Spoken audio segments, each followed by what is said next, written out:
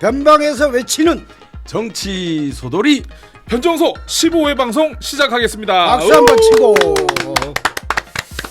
오늘 또 두 분 역할을 바꿔서 해봤는데 역시나 합이 잘 맞으신다. 몸은 비록 변방에 있지만 마음만은 늘 중심에 가까이 서고 싶습니다. 변정소 더욱 특별하게 만들어가는 멤버 소개해드려야겠죠. 자, 국가와 민족을 위한 보수정치의 재건을 꿈꾼다. 쓴소리 전문가 어머니께 드리는 매화 한 송이의 저자 허용진 변호사님, 작가님 안녕하세요. 나오셨습니다. 반갑습니다. 안녕하십니까.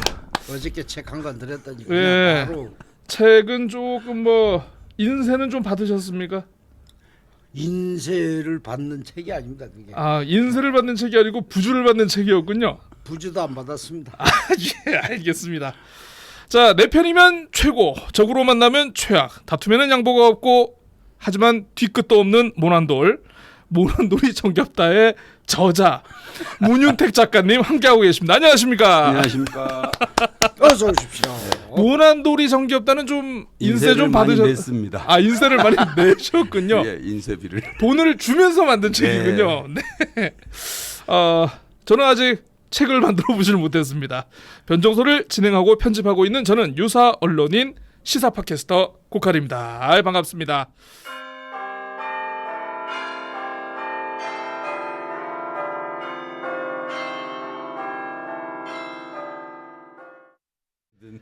예. 자, 그 속에서 이제 두 번째 주제로 넘어가 보겠습니다. 이게 또 어떻게 보면 좀 첫 번째 주제하고 좀 이어지는 내용이기도 한데요. 전 국회의장 김진표 국회의장의 회고록 때문에 이 논란이 불붙은 윤석열 대통령 탄핵 청원 얘기를 좀 한번 해보도록 하겠습니다. 그 21대 후반기 국회의장을 했죠. 김진표 더불어민주당 국회의장이 회고록을 냈는데 12구 이태원 참사 당시에 윤석열 대통령과의 면담했던 그 과거 이 얘기를 소개를 하면서 대통령이 당시 이제 이 사고 원인에 대해서 어떤 음모론적인 시각을 갖고 있다라는 그런 얘기를 꺼내서 그거에 대해서 굉장히 좀 약간 유감이었다라는 그런 회고를 전했습니다. 이 문제는 대통령실에서 입장이 나왔는데 이런 회고록을 낸 것 자체도 굉장히 유감스럽고 그리고 이제 내용에 대해서 좀 약간 좀 왜곡이 됐다라는 식의 그런 약간 반응을 보이면서 어느 부분이 어떻게 왜곡이 됐는지는 좀 정확히 얘기를 안 해주시더라고요. 어쨌든 요게 도화선이 돼가지고 국회 국민동의 청원이 이루어졌습니다. 지난달 20일 윤석열 대통령 탄핵소추안 즉각 발의 요청에 관한 청원이 접수가 돼서 사흘 만에 법사위 회부 요건인 5만 명을 넘어섰습니다. 그래서 저희가 이제 그 녹화하는 시점이 오늘 7월 5일인데 어젠가 그제 이제 100만이 넘어섰고 아까 또 방송 녹화하기 전에 문 교수님이 150만 115만. 예, 그 정도 됐다는 그런 확인을 했다라고 하는데 어쨌든 30일 이내에 5만 명 이상이 동의한 청원인 경우에는 소관 상임위 이거 같은 경우에는 이제 법사위가 되겠죠. 청원 심사 소위로 회부가 되고 여기에서 타당성이 인정되면 이거 본회의에 부의를 할 수 있다라고 합니다. 그런데 본회의에 부의를 한다고 이게 바로 탄핵 아닌 된다는 게 아니고 본회의까지 통과되면은 이 청원 자체가 정부로 이송이 된다라고 하는데 그래서 정부에서는 이 청원에 대한 처리 결과를 국가에 보고를 해야 되는 그런 절차를 갖고 있습니다. 그래서 요게 국회의에서 본회의에서 통과된다고 청원 탄핵안이 통과된다 이거는 절대 아닙니다. 근데 아마 정부에서 넘어가더라도 정부에서 얘기를 안 하겠죠. 예. 자, 요렇게 되고 있는데 지금 이 열기, 이 분위기, 이 국민적인 이 뜨거운 움직임 어떻게 보고 계시는지. 제가 늘상 드리는 말씀이죠. 질문하면 잘 보고 있습니다.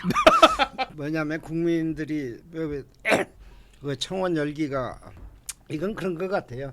우리 경제 상황이 어렵고 대통령 총선에도 패배하고 이렇게 해서 실망감이 표출이 돼서 앞으로 대통령께서 좀 더 시각을 달리해서 국정을 적극적으로 이끌어 달라. 참 좋게 해석을 해주시는 것 이런 같아요. 관점에서 의사표시 수단으로 탄핵을 해달라. 탄핵 청원. 네. 이렇게 청원을 하는 것이지 진짜 그분들이 그냥 물론 그렇게 진짜인 생각도 있겠지만은 그 전국적으로 뭐 국회에서 논의해서 탄핵을 해달라 이렇게 우리가 이해하기는 아직 이르지 않느냐 이런 생각을 갖고 다만 앞으로 대통령께서 그러한 그 국민적 뜻을 받들어서 국정 기조를 조금 우리게 피부에 와닿게 바꾸는 거거든요.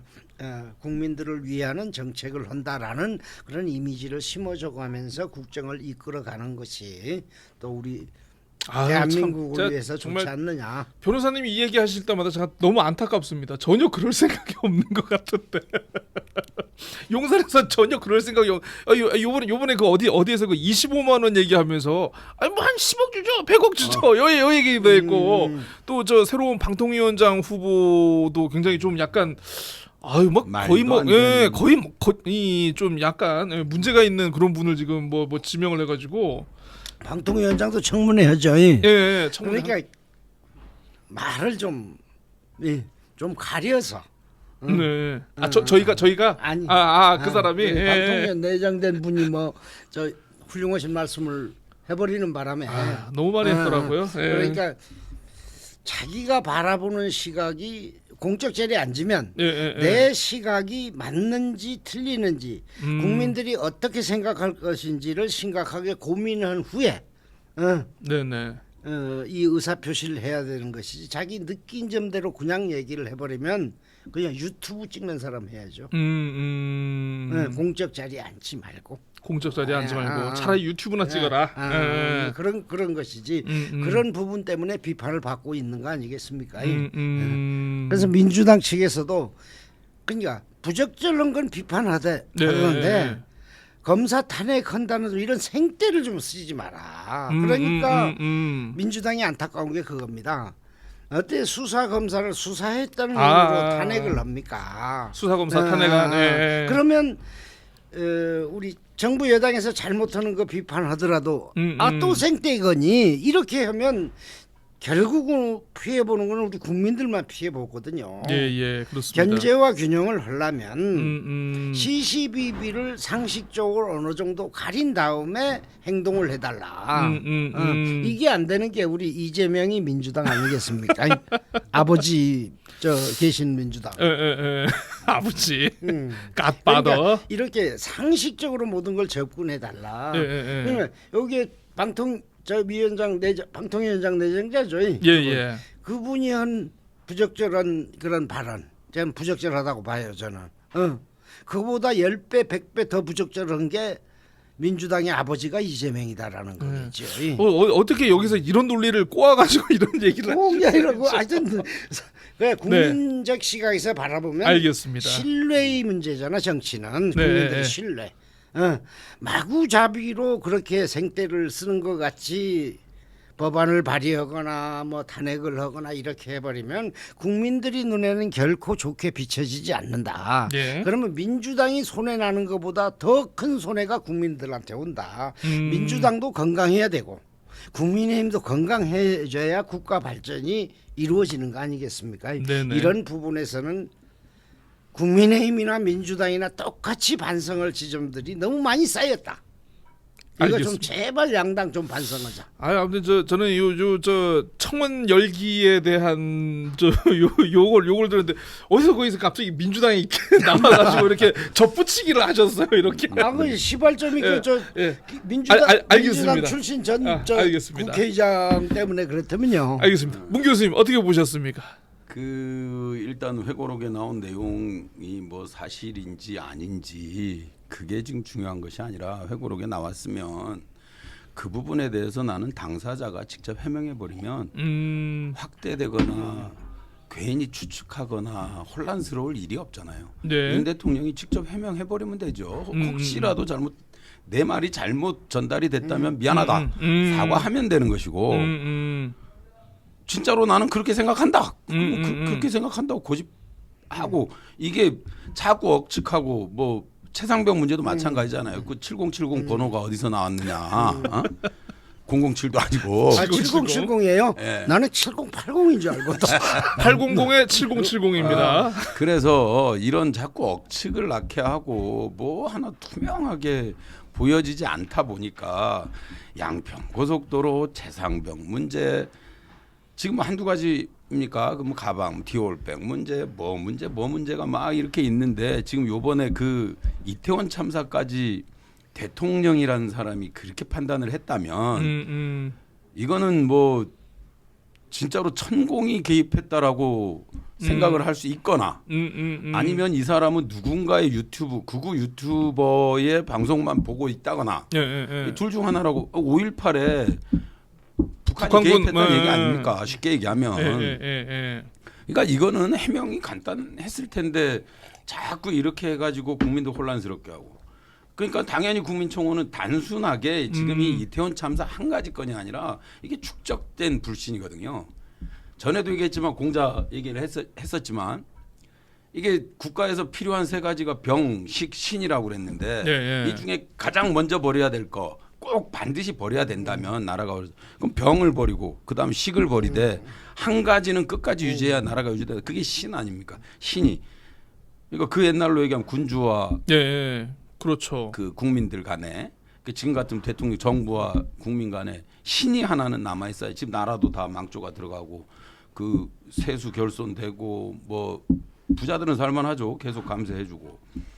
그러니까 이런 문제들에 대해서 마지막 신이라도 남겨줘야 되는데 그 신이 마저 이제는 못 믿겠다는 것이 결국은 탄핵이라는 단어가 민주당도 되게 거북스러운 단어예요. 그렇죠. 예, 왜냐하면 그 역풍 맞을 수도 있고. 저기 박근혜 탄핵을 했던 경험과 국민들이 예. 뭐 그때 당시에 민주당 역할과 그 이후에 민주당이 집권하고 나서의 문제들.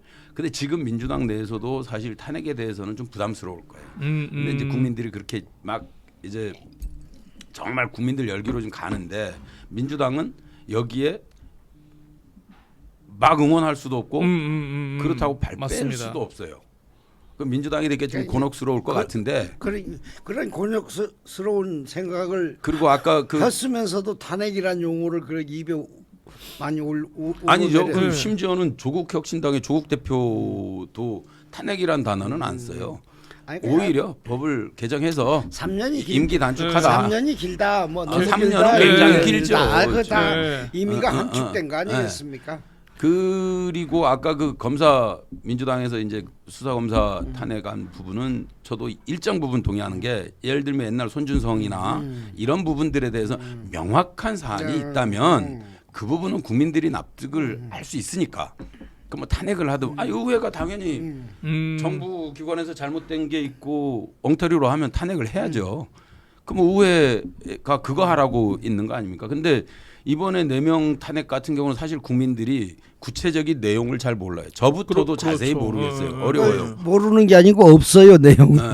있기는 있는데 거기에서 이제 탄핵가 나왔으니까. 순전히 이유가 근데 없잖아요. 그거를 얼핏 읽어봤을 때는 딱 와닿지가 않아요. 이게. 그러니까 이런 부분에 대해서 탄핵안이 민주당 내 전문가들은 그 법률 전문가들은 그런 것들이 다 뭐 그 위헌적이고 뭐 위법하고 이런 것들을 아실지 모르겠는데 일반 국민들이 납득이 돼야 되는 거거든요. 최소한. 그래서 탄핵해야 된다라는 게 최소한 민주당 지지자들만이라도 혹은 진보 세력만이라도 그걸 공감할 수 있어야 되는데 사실 지금 탄핵 웬만한 거는 탄핵 내용을 다 알지만 이번 아까 말씀하신 그 4명의 검사 탄핵 부분은 사실 좀 와닿지 않는 부분이 저도 있어요. 그 부분에 대해서. 그래서 이게 지금 사실은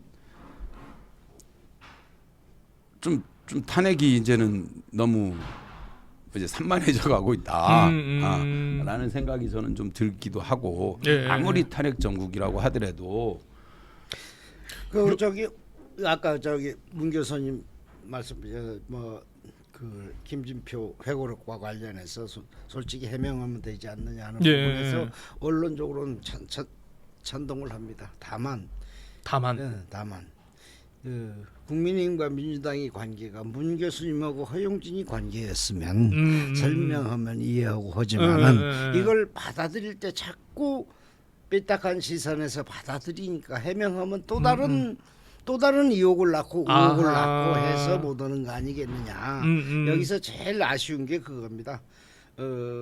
물론 비슷한 취지 대통령이 발언을 했다라고 치고 가정을 하고 전직 국회의장이 퇴임한 후에 대통령이 말 한마디 실수한 거 시각이 좀 다른 걸 갖고 그걸 회고록까지 못 박아야 되느냐, 이거는 저는 적절치 않다고 보거든요. 그거는 변호사님 저는 상당히 위험한 생각. 이게 말 실수도 아니고 작은 오해나 생각이 다른 게 아닙니다. 제가 그럼 생각. 뭘까요? 이건 국기를 흔드는 문제. 젊은 그러니까. 청년 159명이 그 백주 대낮 약간 나중에 어두웠지만 거기서 서서 죽었어요. 서서. 그건 그 아픔에 대해서 부정을 하는 게 아니라. 근데 그거를 동원한 소수 뭐 특정 세력이 있어서 이거 5.18을 그러니까 뭐 무슨 거꾸로 북한 생각을 비례 해보세요. 집단이 와서 그러면 했다. 김진표 전 국회의장 회고를 썼다고 해서 예. 그 참사의 아픔을 위무하는데 도움이 될까요? 아니거든요. 아니죠. 아니, 이거 어차피 지금 진실을 대통령 요구하는 사고 방식 상황에서. 자체가 이거는 대한민국 대통령이라고 볼 수가 없는 거죠. 이거는 그러니까, 일개 검사 그게 뭐라고 말했는데 확정된 다음에 그런 판단을 하는 건 동의합니다. 그러나 이걸 논쟁으로 끌고 가서 우리 무엇이 도움이 되겠느냐, 진실 공방으로 가서 무엇이 도움이 되겠습니까? 이런 회고록에 부분은 나왔으면 진실. 유감 표명했잖아요, 김진표 의장이. 아니, 그러니까 김진표 의장의 유감 표명은 그 내용이 잘못됐다라는 게 아니고 어쨌든 뭐 때문에 유감 표명했죠? 그 내용으로 인해 가지고 어쨌든 뭐 그러니까 예. 똑같아. 김진표 의장 유감 예. 표명한 거와 똑같은 생각을 말씀드리는 거예요. 이게 네. 과연 적절하지 않을까. 알겠습니다. 스스로도 그런 측면이 있었기 때문에 그런 조금 빨리 가야 되기 때문에 저 요거까지만 그러면 여쭤보겠습니다. 어쨌든 아까 문 교수님도 얘기를 해주셨습니다. 민주당에서는 어쨌든 지금 들어온 거 30일 내내 처리를 해야 되는데 이번 달 20일까지는 어쨌든 이거를 어떻게 본회의에 회부를 할지 말지 이걸 결정을 해야 되거든요. 근데 민주당이 지금 법사위에서 그 지금 무슨 저 소위 청원심사 소위도 지금 다수고 법사위원장 자체도 뭐 정청래 의원이고 하다 네. 보니까 마음만 먹으면 이건 본회의로 보내는 건 일도 아닌데, 그러면 과연 지금 탄핵 역풍의 어떤 가능성에 대해서도 어쨌든 생각도 해봐야 되고. 계륵. 예. 이러지도 못하고 저러지도 못하는 게 민주당. 내가 민주당의 그 결정권자라면은 요거 어떻게 할 거? 요렇게 하겠다. 혹시 내가 민주당의 저 같은 결정권자라면. 경우는 약간 시간을 좀 가지고 예. 서두르지 않고 예. 좀 정세 변화, 그다음에 전당대회, 그저 국힘 전당대회 30일 이내에 결정해야 됩니다. 30일 이내 이번 달 20일입니다. 소위에 올리더라도 예. 소위에서 뭐 회의를 어떤 식으로든 밀어가든 저는 시간을 어떤 식으로든 좀 가져가지 않겠는가라는 생각이 듭니다. 가능한 저는 좀 더 숙고의 시간을 가질 수 있도록 아니, 예, 저는- 제도를 활용할 것이다. 예. 저는 그 본회의 보고가 그것까지는 예. 가리라고 봅니다. 민주당이 스스로. 법사위에 이렇게 계류됐는데 법사위원들이 다수가 민주당이잖아요. 그렇죠. 예. 민주당에서 그러면 거기서 법사위에서 어떻게 결론을 거꾸로 내릴 수가 없어요. 그러겠죠. 어쨌든. 예. 그러니까 본회의까지 가서 본회의에서 그 의원들이 흘러가는 대로 자유투표에 맡겨서 하지 않을까. 저는 탄핵이라는 문제를 본회의에 상정하는 거 굉장히 부담될 것 같습니다. 예, 민주당이. 부담될 근데 겁니다. 물러설 명분이 또 그러니까 없어지죠. 그런 거를 어떻게든 만들어내는 게 정치이고. 예. 예. 근데 이재명 대표의 머리로는 못 만들어낼 것 같아요. 아니 그러니까 반대뿐만이 제가 아니고. 봤을 때 그냥 용산에서 쿨하게 그냥 고개 한번 숙이면 될 일인데 이거. 아니 그 옛날에 우리 그 저 쇠고기 수입 때도 그 저 MB께서 그때 그 사과 기자회견을 하면서 광화문 광화문에 켜진 수많은 촛불을 보면서 스스로를 책망하고 그렇게 요 얘기 하지 않았습니까? 그건 나중에 저기 네. 정부로 만약 그 청원안이 정부로 송부가 된다면 네. 그때 해야 될 일 아닐까라는 저는 그렇게 생각을 합니다. 아니 그러니까 국회 안에서 논의 과정에서 갈등을 키우지 않게끔 뭐 어쨌든 네, 대통령이 좀 뭔가 정치적인 결단을 내리는 것도 저는 여기서 뭐 정치적인 어떻게 그런 결단을 내려도 국회의 절차는 그대로 알겠습니다. 흘러가기 때문에 정부로 만약에 이송된다면 정원안이 그때 입장 발표를 해야 되니까 그때는 뭐 그런 그 부분에 대해서는 저도 상당히 많이 좀 사실 민주당 그러니까, 입장에서 지도부에서 곤욕스럽죠. 곤욕스러울 것 같아요. 어떻게 결론을 내기가 어려워요. 그러니까 이게 이재명 대표나 아니, 국회 정치인은 상정 자체가 굉장히 고민스러운 거예요. 왜냐하면 지금 이렇게 막가파 시기 정권인데 탄핵이 자꾸 탄핵 자꾸 이렇게 뭐 검사 탄핵이나 이런 사소한 탄핵 말고 대통령 탄핵에 관련된 문제들은 문재인 선생님한테 막가파식 정권이라면 탄핵을 해야 되겠죠. 알겠습니다. 앞뒤가 안 해야 맞네. 되는데 마지막 주제로 넘어가겠습니다. 마지막 주제로 넘어가겠습니다. 이 두 분이 워낙 또 바쁘시기 때문에 지역 이슈로 살펴볼 건데요. 민선 8기 후반기 행정시장 임명에 대해서 얘기를 해보도록 하겠습니다. 뭐 제주 도민들 시청자라면 내용을 잘 아시겠습니다만 혹시나 모르는 분들을 위해서 설명을 해주자면 제주도가 2006년에 특별자치도라는 방식으로 출범을 했습니다. 그래서 예전에는 도지사도 뽑고 시장도 뽑고 군수도 뽑고 그랬는데 특별자치도로 출범을 하면서 도지사가 시장을 임명을 할 수 있도록 이렇게 그 제주도만은 좀 시스템이 그렇게 좀 독특하거든요. 그런데 이게 제주도지사가 시장을 임명을 하다 보니까 선거 공신들 그리고 나중에 재선 도전을 위해 가지고 선거 조직에 유리한 어떤 활동을 할 수 있는 역할을 할 수 있는 이런 정치인 출신이나 또는 공무원 출신을 임명을 하다 보니까 시민들로부터 이게 굉장히 좀 약간 시장에 대한 효용성이 많이 떨어졌습니다. 또 거기나 임기가 2년이다 보니까 짧아. 뭘 한 번 좀 해보려고 해도 하질 못해. 자, 그럼에도 불구하고 그래서 이제 행정시장 인선 때면은 늘 제주에서는 야 누가 얘 내정됐다더라. 뭐 이번에 뭐 저 제주시장 문윤택, 서귀포시장 허용진이 한다더라 그러면 늘 말이 나와요. 그 사람들 나 그럴 줄 알았다 해가지고 이렇게 내용이 나오는데 이번에도 같은 현상이 이어지고 있습니다. 그래서 두 분 얘기를 좀 나눠볼까 하는데요.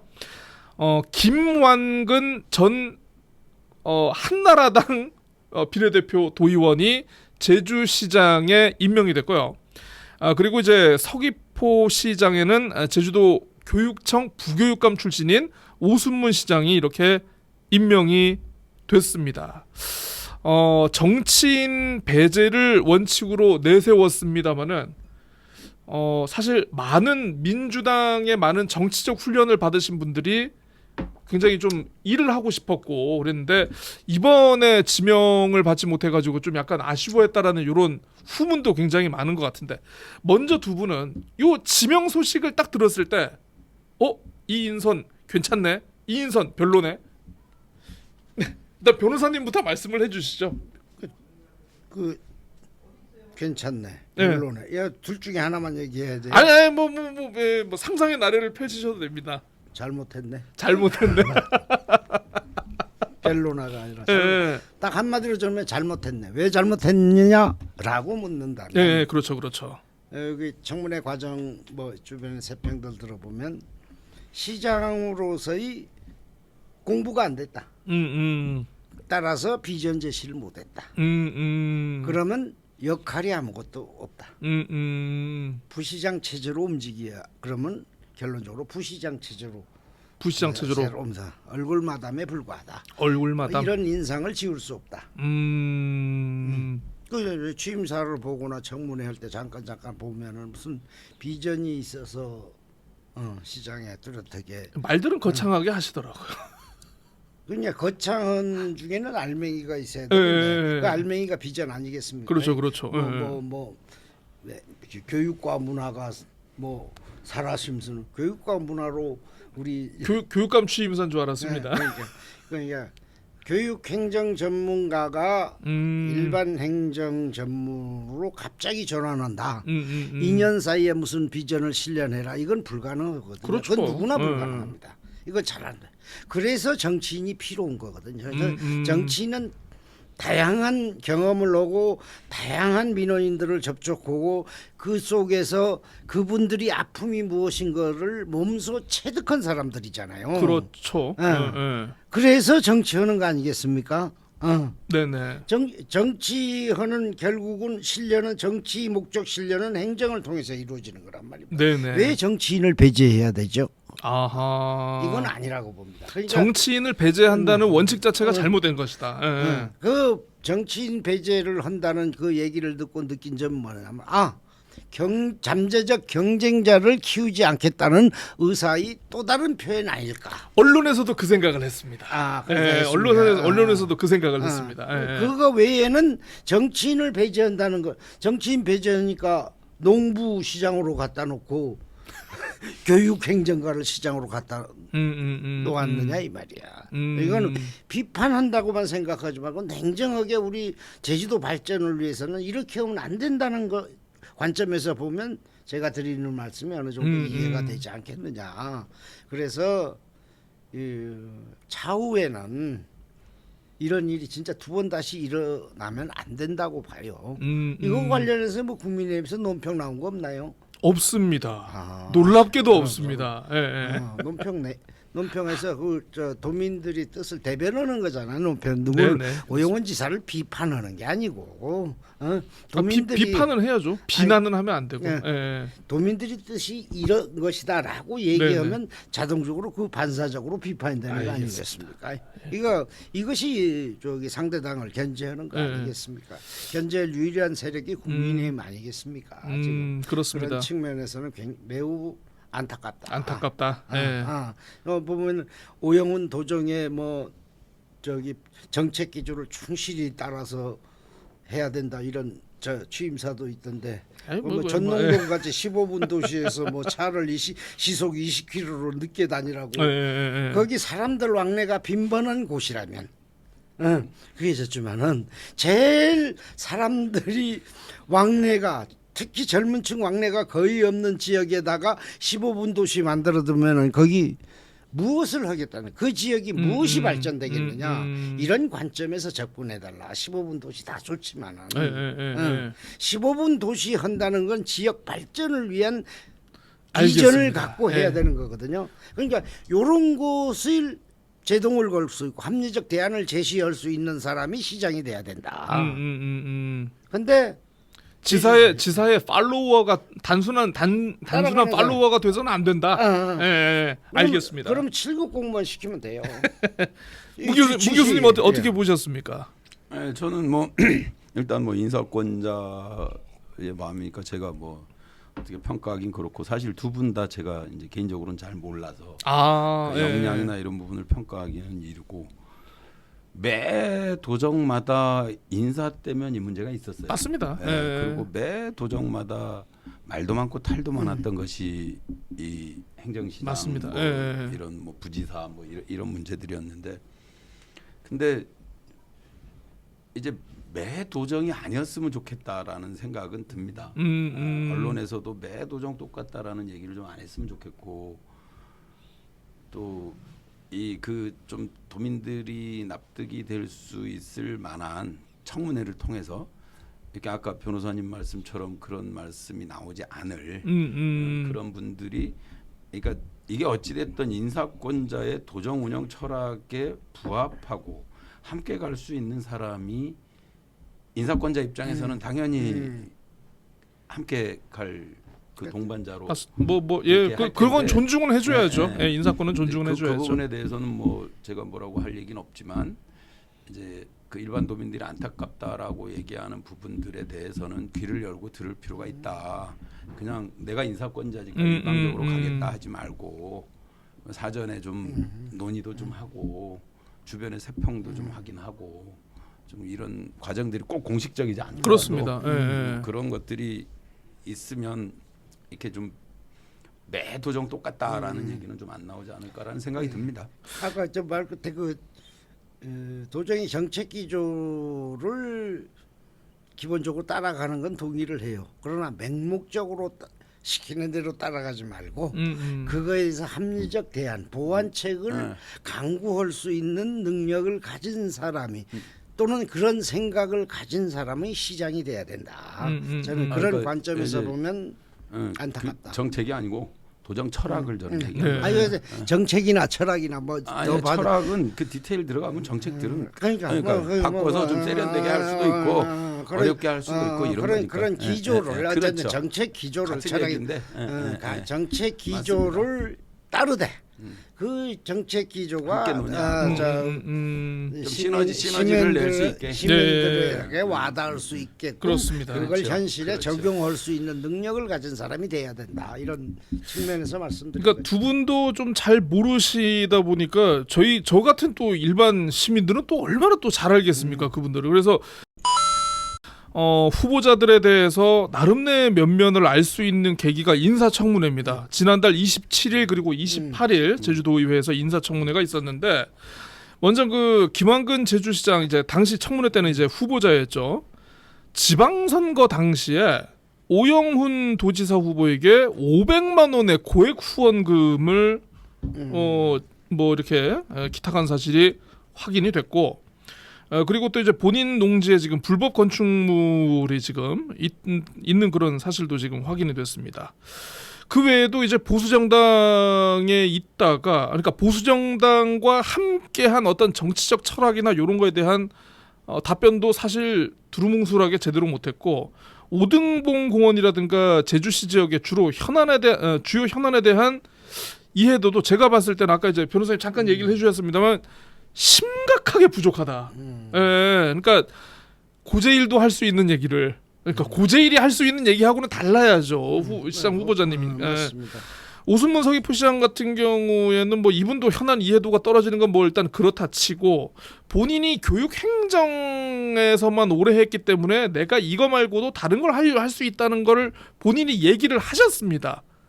그러면 이게 그 능력을 보여줘야 되는데 그게 조금 부족하고 그리고 특히나 이제 그 재직 증명서과 퇴직 증명서를 마지막으로 이제 발급한 시기와 관련해서 이게 도지사하고 또 교감이 있었던 것 아니냐 이런 뭐 의혹도 있었고 차기 도지사 교육감 선거에 출마하려는 거 아니냐라고 묻는 질문에 대해서는 좀 답변을 안 하고 좀 이렇게 보는 입장에서는 저도 굉장히 좀 많이 와 그냥 눈이 번쩍번쩍하지는 않더라고요 별로. 예.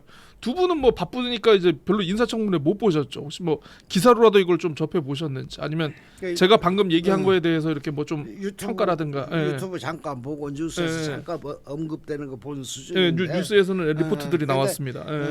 뭐 뉴스를 봐도 무슨 뭐 시장이 뭘 하겠다 뭐 합리적이다 느낄 수 있는 멘트가 안 나오고 청문회 잠깐 보는 과정에서 그 질문 아까 차기 선거에 나올 거냐 하는 질문에서도 두리뭉실 얼버무리고 답변도 못하는 걸 보면서 참 안타깝다 이런 생각을 했고 여기서 전해드린 말은 오등봉 공원과 관련해서 제주시장 경우에는 뭐 아직 공부가 덜 된 듯이 이렇게 얘기를 했으면 전혀 진역해놨는데 전혀 준비가 안 돼 있다. 안 돼 있다. 준비가 안 돼 있는데 시장 임명하고 준비하다 보면 2년 10월 후딱 지나갔거든요. 2년이 또 긴 게 아니지 않습니까? 잠깐 흘러갑니다. 그러니까 2년 공부를 어느 정도 숙지를 하고 있는 분들이 현안에 대해서 굉장히 많잖아요. 민주당 측 인사들 중에서도. 그렇죠. 훌륭한 분들도 많아요. 정치적으로 훈련이 된 분들이 뭐 저는 뭐 충분히 있다고 봅니다. 저는. 해서 시장을 잘 이끌어 달라 하면